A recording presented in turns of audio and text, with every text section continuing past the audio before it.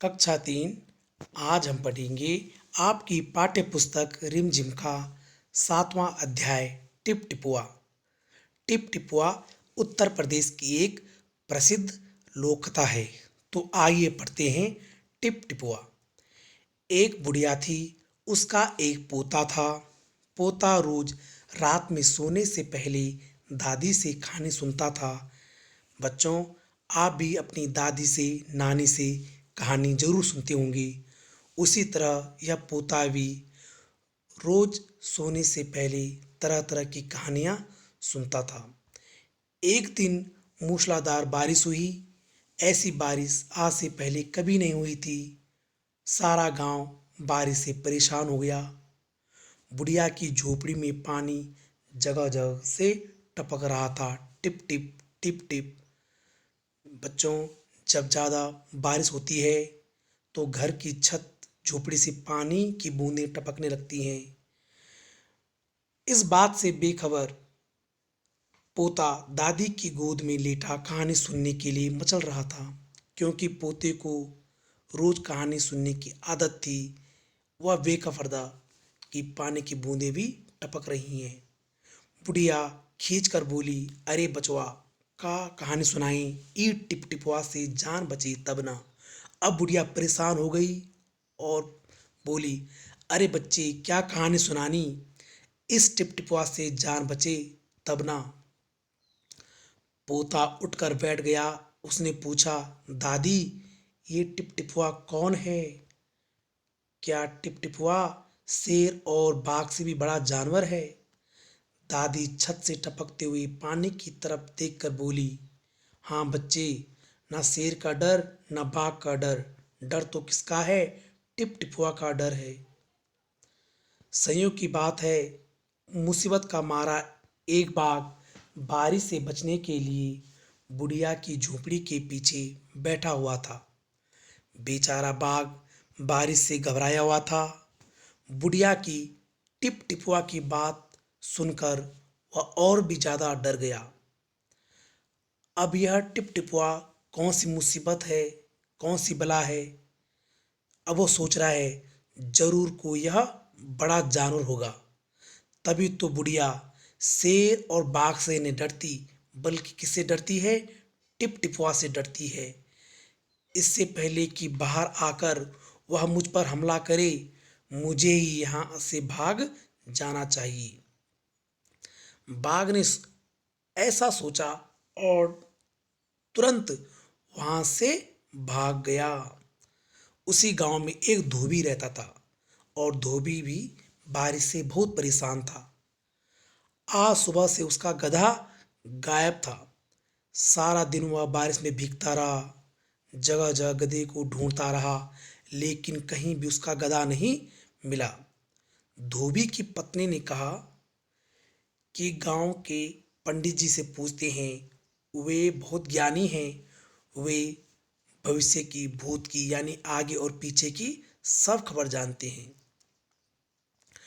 पत्नी की बात धोबी को जच गई और वह धोबी पंडित जी के घर की तरफ चला। उसने देखा कि पंडित जी घर में जमा बारिश का पानी उलीच उलीच कर फेंक रही थी। क्योंकि बहुत तेज बारिश हुई, बहुत ज़्यादा बारिश हुई, जिस कारण बारिश का पानी घर में जमा हो गया। और पंडित जी क्या कर रहे थे? बारिश का जमा पानी उलीच उलीच कर बाहर फेंक रही थी। धोबी ने बेसब्री से पूछा, महाराज, मेरा गधा सुबह से नहीं मिल रहा है। जरा पोंती बाज कर बताइए, यानी पोंती को बाज कर बताइए कि मेरा गधा कहाँ है। क्योंकि पंडित जी सुबह से पानी उलीच उलीच कर बाहर फेंक रहे थे। अब पंडित जी थक गए थे। जैसे ही धोबी की बात सुनी और धोबी जी की बात से परेशान होकर पंडित जुझला पड़े और बोले, क्या मेरी पोथी में तेरे गधे का नाम पता ठिकाना लिखा है जो पूछने आ गया?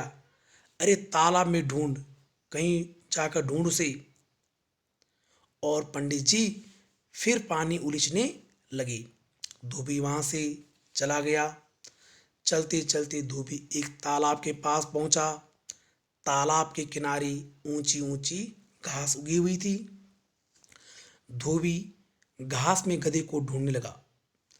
किस्मत का मारा बेचारा बाघ टिप टिपुआ के डर से वहीं घास में छिपा बैठा था। अब किस्मत का मारा परेशान जो बाघ है कहाँ छिप गया? उसी घास में छिप गया। धोबी को लगा कि बाघ ही उसका गधा है।